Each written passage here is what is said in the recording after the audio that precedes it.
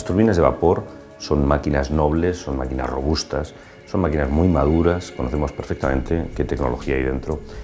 Para el técnico, todos los elementos que contiene una turbina de vapor no deben ser ningún secreto y puede entender y dominar perfectamente todos estos elementos que forman parte de una turbina de vapor. En este vídeo vamos a repasar cuáles son esos principales elementos. Los dos elementos principales de una turbina de vapor son, en primer lugar, el rotor y, en segundo lugar, la carcasa. El rotor, la finalidad es convertir la energía potencial que contiene el vapor primero en energía cinética, se va a producir en las toberas, y después en energía mecánica rotativa. En realidad esa es la función del rotor, y la carcasa, su finalidad es darle estanqueidad, es decir, que el vapor no vaya por sitios donde no va a generar trabajo. Pero para que carcasa y rotor puedan hacer su papel correctamente nos hace falta toda una serie de elementos. Vemos en primer lugar las tomas de tierra que debe tener toda carcasa, todo equipo eléctrico.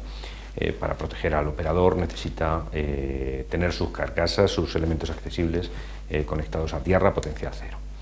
Tenemos un detector, que es el que vemos en estos momentos. Ese detector tiene que medir los desplazamientos del rotor en la dirección axial, de manera que si el rotor se desplazara, avanzara o retrocediera, podría haber riesgo de que partes fijas y partes móviles se tocaran y por tanto pudieran dañarse.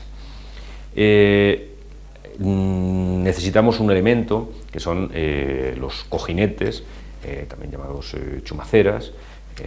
Pues estos cojinetes son los cojinetes sobre los que gira el rotor.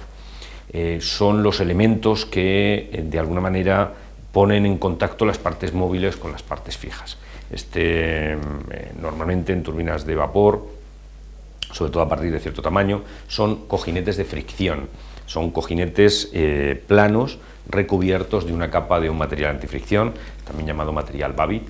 Pues necesitan este material antifricción, admite cierto contacto metal-metal, pero para prolongar su vida pues necesita un aceite de lubricación.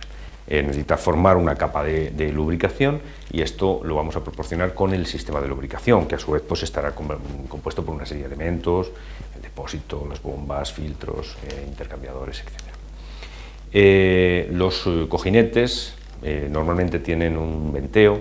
Este venteo lo que tiene que hacer es que los posibles gases que se puedan formar dentro del cojinete, pues, o si en un momento determinado hubiera una entrada accidental de vapor, pues tiene que haber un elemento que permita aliviar esa sobrepresión que puedan tener, o esa presión debido a gases que puedan tener. Una turbina introduce vapor por uno de sus extremos, sale por el otro de los extremos. En el caso de la turbina que estamos aquí viendo representada, se trata de una turbina con salida axial. La salida puede ser axial, también puede ser radial, hacia abajo o hacia arriba. En este caso vemos la representación de una turbina que tiene salida axial. El vapor entrará, en el caso de la turbina representada, pues, que es una turbina de flujo simple, entra por uno de sus extremos, sale por otro de sus extremos. En la entrada tendremos que tener dos válvulas habitualmente. Una primera válvula, que es una válvula de regulación. Esta válvula de regulación tiene que permitir que entre más o menos vapor a la turbina. La válvula de regulación puede, como toda válvula de regulación, puede controlarse de tres maneras: bien con un motor eléctrico, bien con un motor neumático, bien con un motor hidráulico. Cuando se trata de un accionamiento hidráulico, pues requiere de un aceite de control. Por ser esta la opción más habitual, puesto que las presiones implicadas en una turbina limitan el uso de dispositivos neumáticos y la velocidad de regulación limita el uso de motores eléctricos, es mucho más habitual tener regulación con un aceite de control.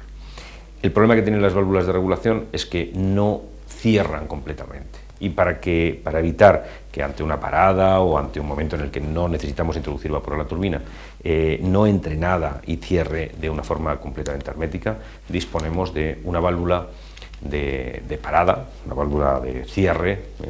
Solo es una válvula que no regula, sino que únicamente tiene como función abrir o cerrar el paso del vapor. son válvulas que normalmente tienen una función adicional y es el cierre rápido. Con la ayuda de un muelle pueden bloquear completamente la entrada de vapor de una manera inmediata. Eso se da, es necesario usar esta función, pues en algunos casos, fundamentalmente cuando el generador dispara, o cuando el generador tiene un trip, cuando el generador presenta pues una anomalía y obliga a la turbina a detener su funcionamiento. Tenemos, para evitar que el vapor salga, disponemos de unos elementos que son los elementos que acaban de salir, son estos, y que son los cierres laberínticos. Siempre que tengamos un dispositivo que sea una carcasa y en su interior haya un eje y ese eje atraviese la carcasa, vamos a encontrarnos que el fluido va a intentar salir por el hueco, en la pequeña holgura que pueda quedar entre el eje y la carcasa, una holgura necesaria porque si no el eje no giraría. Para evitar el paso tenemos diferentes soluciones, empaquetaduras, cierres mecánicos o, como en este caso, la solución más habitual en turbinas de vapor suele ser los cierres laberínticos, que es lo que vemos representado en esta figura. Cierres laberínticos en un extremo y en el otro del rotor. Tienen una serie, es un laberinto de vapor y en ese laberinto lo que tiene que hacer es ir perdiendo presión paulatinamente. Estos cierres laberínticos disponen a su vez de diferentes elementos, de diferentes elementos adicionales, como son el sello, el vapor de sellos o como es la extracción del vapor de sellos para su posterior condensación. Este vapor de sellos es el que vemos representado. Normalmente es una entrada de vapor a una presión determinada con una válvula de regulación. Esta válvula de regulación ajusta la presión que se necesita en cada uno de estos dos sellos laberínticos situados en la entrada y en la salida y hace que este vapor pues, cumpla su función correctamente. El vapor de sellos, como decimos, el otro elemento que tiene es la extracción del vapor de sellos a la salida. Lo que va a hacer es aspirar este vapor de sellos, va a provocar una depresión y va a evitar, por un lado, que pueda entrar aire atmosférico y por otro lado lo que evita es que el vapor de sellos pues, pueda salir al exterior y podamos aprovechar tanto el agua como el vapor que contiene este vapor de sellos. En la salida de la turbina que vemos representada es una turbina de condensación. Ocurre que la salida de la turbina pues, normalmente es a una presión inferior a la atmosférica, pero ¿cuánto de inferior a la atmosférica? Pues es capaz de resistir hasta un valor determinado. Bajando de ese valor, pudiera ser que el condensador no esté preparado para para resistir una presión y pudiera colapsar. Para evitarlo, lo que se dispone es una válvula rompevacío, que si la presión baja de un parámetro determinado, se evita que el condensador se destruya bueno, por colapso, provocado por la presión atmosférica, que haría que si la presión es demasiado baja, pues pueda afectar y pueda dañar el condensador. Tenemos además un elemento adicional que es el virador. El virador es un elemento que se usa cuando la turbina se ha detenido, cuando la turbina está parada, no está en funcionamiento, y permite que la turbina tenga un giro a unas revoluciones lentas, normalmente entre 5 y 15 revoluciones por minuto. Lo que evita es que el eje se curve. Hay que recordar que cuando la turbina se para en caliente, la turbina tiene tendencia a curvarse hacia arriba, en llamado efecto banana, pues tiende a curvarse hacia arriba porque el aire caliente es menos denso, tiende a situarse en la parte alta de la turbina, el aire frío tiende a situarse en la parte baja y calienta de modo diferencial el eje. Esa pequeña curvatura que le aparecerá a los rotores, especialmente si son de gran tamaño, pues se evita haciendo que durante el tiempo de enfriamiento el rotor gire a una velocidad lenta. Cuando la turbina, por otro lado, ha estado parada muchos días, por ejemplo, porque ha estado sometida a una revisión, el eje tiende a curvarse en dirección contraria, hacia abajo, para evitar posibles vibraciones que pudieran surgir cuando la turbina se pusiera en marcha por desequilibrio, por no coincidir el eje de rotación y el eje de inercia. Lo que se hace es, se mantiene girando con la ayuda de este motor que puede ser un motor eléctrico, puede ser un motor neumático, puede ser un motor hidráulico, se mantiene girando a unas revoluciones lentas, de manera que recupere la linealidad, recupere el eje de inercia, vuelva a coincidir con el eje de rotación.